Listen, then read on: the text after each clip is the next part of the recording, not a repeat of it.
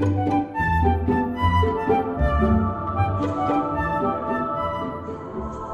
gostaria de chamar o William Alves. Ele vai falar sobre o outro monstruoso na fantasia, como discussão de temas de inclusividade. Primeiramente, eu gostaria de agradecer a oportunidade, né? E todo mundo aqui meio que pegou literalmente assim a ideia do monstro. Eu gostaria de pegar uma coisa mais figurativa. O meu tema é sobre o outro monstruoso e eu vou tentar explicar o que eu quero dizer com isso, mas primeiro, a primeira coisa que eu queria apresentar para vocês é uma frase do Jacques Rousseau. O homem nasce livre e por toda parte encontra-se a ferros. Que a gente conhece mais popularmente como o homem nasce bom e a sociedade o corrompe. Eu só quero colocar essa frase na mente de vocês antes de começar e depois no final eu vou retomar ela. Mas, enfim, primeira coisa, eu quero usar o romance como uma forma de análise do mundo em que o romance foi escrito. A gente tem base para isso? Primeiro eu trago aqui para vocês o Cláudio Magris e o John Miller, que eles dizem da seguinte forma. O Cláudio Magris, no artigo que tem o tema de se o romance poderia existir sem o mundo moderno, ele diz, o romance é o mundo moderno. E não só uma mimese do mundo moderno, como também um instrumento cognitivo privilegiado desse mundo. Então, o que isso quereria dizer? Queria dizer que, como um produto dessa sociedade, o romance seria a ferramenta essencial para a gente analisar o contexto ao redor dele. O John Miller, ele também diz que a narrativa reforça a cultura e coloca ela em questionamento ao mesmo tempo. Então, o que significa isso? Vamos supor que a gente escreva um livro se a gente encontre um livro, eu sou historiador, a gente encontra o livro sobre o Império Romano. Ao mesmo tempo que ele vai reforçar a cultura da época, ele também vai demonstrar questionamentos sobre a cultura da época do ponto de vista dos contemporâneos. Então, eu acredito que a narrativa tem esse poder nesse momento. E o Gerard Genet, ele também diz que a narrativa pode fornecer mais ou menos pormenores e mais ou menos diretamente pareceres que têm uma profundidade maior ou menor, uma distância maior ou menor de um assunto. Então é isso que eu acho que é interessante. Porque o romance você pode ter um livro que fala especificamente sobre um problema, por exemplo, sobre as drogas, e ele vai ser um livro sobre as drogas e profundamente sobre isso. Mas você também pode ter um livro que fala sobre as drogas de um ponto de vista secundário. Ele fala, por exemplo, sobre por exemplo, o terceiro filme do Homem de Ferro. Ele está falando ali sobre uma dependência. Mas o segundo, desculpa, ele está falando sobre uma dependência. É uma ferramenta para falar sobre dependências de substâncias químicas, por exemplo. Mas ele não usa isso diretamente. É uma luz indireta sobre um fator. Então eu acho isso muito interessante. A Catherine Gallagher também diz: nada no romance é tão óbvio e ao mesmo tempo tão invisível quanto o fato de ser ficção. Isso é o jeito que eu acho que isso acontece. E quando você começa a ler um romance, você sabe que ele é ficção, mas ao mesmo tempo você começa a deixar a sua guarda baixar e você entra no mundo daquela ficção. Então, como você entra no mundo daquela ficção, você aceita a realidade daquela ficção dentro dos próprios parâmetros dela. Então, você aceitando dentro dos próprios parâmetros dela, você pode deixar certos vieses, certos preconceitos, certos pontos de vista negativos fora daquele lugar narrativo. Então, aquele lugar narrativo pode encontrar diretamente os seus valores principais. Aí, aqui também a Catherine Gallagher, ela diz que o vínculo que tem o leitor com o personagem vem de uma mistura da sua inexistência no real e a sensação de intimidade que inspira no leitor. Então, o personagem é falso, mas o que constrói o personagem é verdadeiro. Então, a construção do personagem sendo verdadeira tem essa conexão, e essa conexão faz esse atalho entre a narrativa e os valores iniciais da pessoa, passando sem tocar nesses vieses que podem ser negativos. Eu trouxe aqui 3 exemplos, 4 personagens, mas 3 exemplos desse outro. Os primeiros dois personagens são o Tom Bretwind e o David Montefiore, do conto Tom Bretwind, da Susanna Clarke, que é uma escritora inglesa. E o que acontece? O Tom Bretwind é uma fada, e o David Montefiore é um médico judeu. E eles têm uma conversa sobre como deveria ser... eles são amigos, e eles têm uma conversa de como deveria ser o gerenciamento por parte do Tom Bretwind, que é um rei fada, das parentes mulheres dele. E como que isso se dá? O David questiona por que elas tinham que ficar separadas da sociedade por tanto tempo, porque as mulheres cristãs judias, tudo bem separar, porque o tempo entre a escola e o casamento é pequeno, mas as mulheres fada, o tempo podia se expandir por séculos. O que faria? Aí ele até questiona por que você tem que ser tão igual aos cristãos, que é como as fadas chamam os seres humanos, até nisso, porque até se vestir como os cristãos, ele se veste. O Tom retruca, beleza, mas você também se veste que nem eles. Tá, mas você cortou sua sobrancelha de fada, beleza, mas você cortou sua barba de judeu, e aí? Ah, mas você não fala sua própria língua, que seria a língua das fadas, né? Beleza, mas você também não fala o hebraico. Então, tem essa jogada de ida e volta.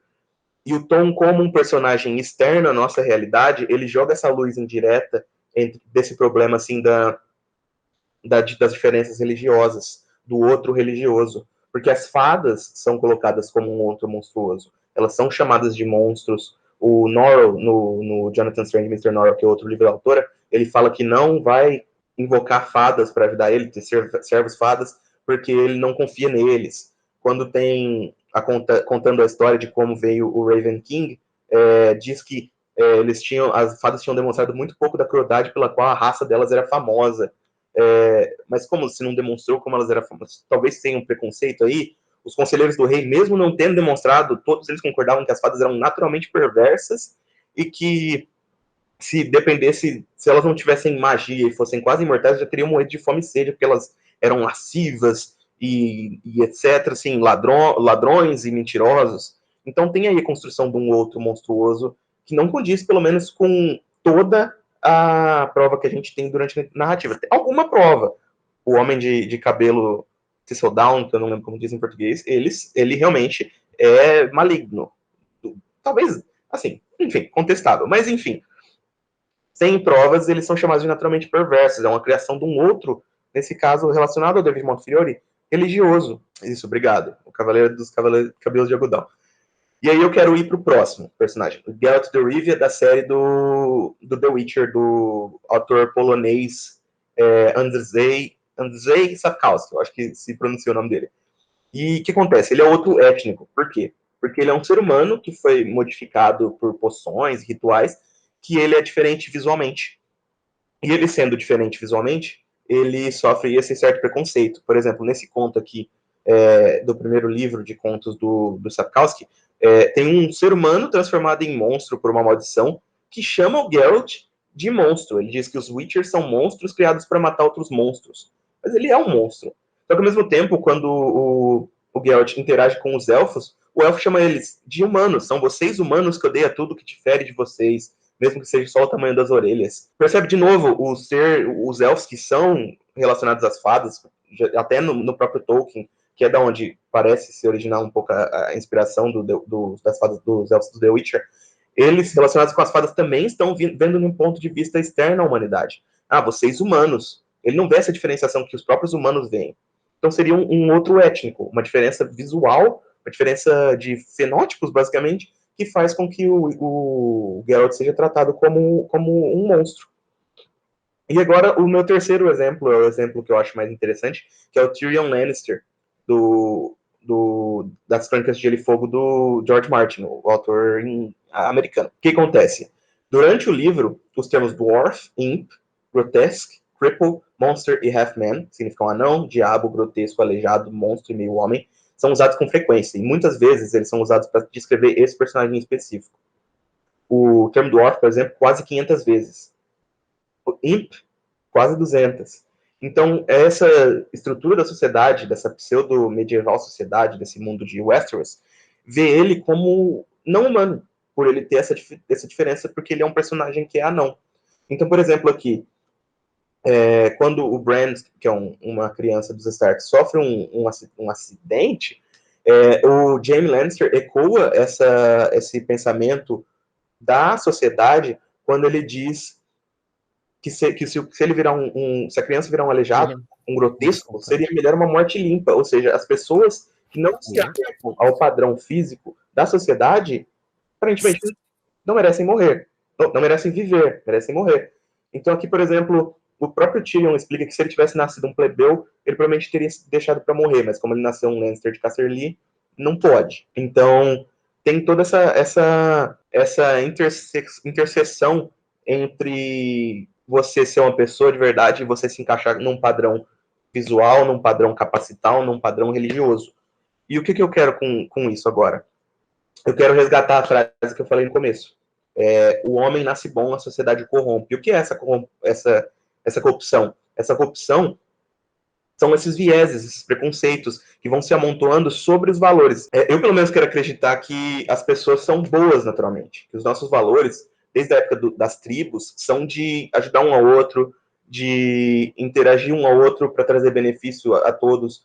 Então, quando você tem esses preconceitos, esses vieses que são construídos em cima, racismo, machismo, homofobia, transfobia, enfim, esses conceitos equivocados, esses conceitos de ódio que são colocados sobre esses valores iniciais das pessoas, eles podem anuviar a visão dessas pessoas quanto aos problemas dos outros. Eu acredito que a narrativa, ela serve, sim, como uma forma de atalho que deixa com que as pessoas interajam, com que as pessoas deixem que a narrativa interaja com os seus valores iniciais e basais, sem que tenha que passar pelo filtro dos seus preconceitos aprendidos. Então, quando você tem um personagem como o Geralt, como o Tyrion, como o David Montefiore e o Tom Brightwind, você tem personagens que a pessoa empatiza, mas que elas estão sofrendo preconceitos que talvez a pessoa cometa com outras pessoas. Mas ela empatiza com esses personagens. Quando ela empatiza com esses personagens, eu pelo menos acredito que seja um caminho mais fácil a uma reeducação desses valores equivocados. Eu só queria terminar falando, porque esse assunto me veio por causa de um episódio que eu assisti quando eu era muito criança, de Star Trek, que é o 15º episódio da terceira temporada da série clássica, que o pessoal da Enterprise encontra dois planetas que estão em guerra civil, e eles estão em guerra civil e ninguém entende, até que uma das pessoas do planeta explica que as pessoas de um planeta têm o lado direito preto do rosto e o outro lado branco, e as pessoas do outro planeta têm o lado esquerdo branco e o lado direito preto, ou seja, eles são imagens reflexivas uma da outra. E você pode ver isso como um exemplo, assim, meio inocente, meio infantil do que eu tô falando, mas será que realmente isso não alcança o núcleo emotivo das pessoas? Será que a narrativa dessa forma não pode ser realmente essa ferramenta para a reeducação?